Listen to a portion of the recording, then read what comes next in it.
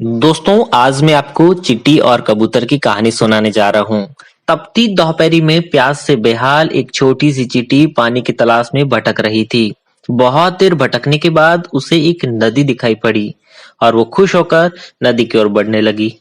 नदी के किनारे पहुंचकर जब उसने कल कल बहता शीतल जल देखा, तो उसकी प्यास और बढ़ गई। वह सीधे नदी में नहीं जा सकती थी, इसलिए किनारे पड़े एक पत्थर पर चढ़कर पानी पीने का प्रयास करने लगी। लेकिन इस प्रयास में वह अपना संतुलन खो बैठी और नदी में गिर पड़ी। नदी के पानी में गिरते ही वह तेज धार से बहने लगी और उसे अपनी मृत्यु सामने दिखाई देने लगी।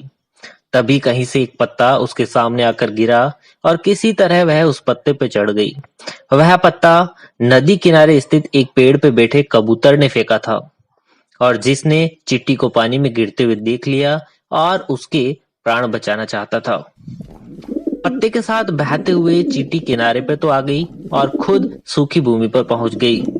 कबूतर के निस्वार्थ भाव से की गई सहायता के कारण चींटी की जान बच पाई थी। वह मन ही मन उसका धन्यवाद करने लगी। इस घटना को कुछ ही दिन बीते थे कि वह एक दिन कबूतर बहेलिए के द्वारा बिछाए जाल में फंस गया। उसने वहां से निकलने के लिए बहुत पंख फड़फड़ाए, बहुत जोर लगाया, लेकिन जाल से निकलने में सफल नहीं हो सका। बहेलिये ने जाल उठाया और अपने घर की ओर जाने लगा। कबूतर निस्सहाय सा जाल के भीतर कैद था। जब चींटी की दृष्टि जाल में फंसे कबूतर पर पड़ी, तो उसे वह दिन स्मरण हो आया जब कबूतर ने उसके प्राणों की रक्षा की थी। चींटी तुरंत बहेलिये के पास पहुंची और उसके पैर पर जोर जोर से काटने लगी।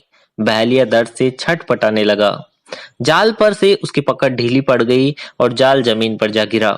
कबूतर को जाल से निकलने का अवसर प्राप्त हो चुका था और वह छटपट जाल से निकला और उड़ गया। इस तरह चींटी ने कबूतर के द्वारा किए गए उपकार का फल चुकाया। मोरल ऑफ द स्टोरी: कर भला हो भला, दूसरों पर किया गया उपकार कभी व्यर्थ नहीं जाता और उसका प्रतिफल कभी न कभी अवश्य प्राप्त होता है। इसलिए सदा निस्वार्थ भाव से दूसरों की सहायता करना चाहिए।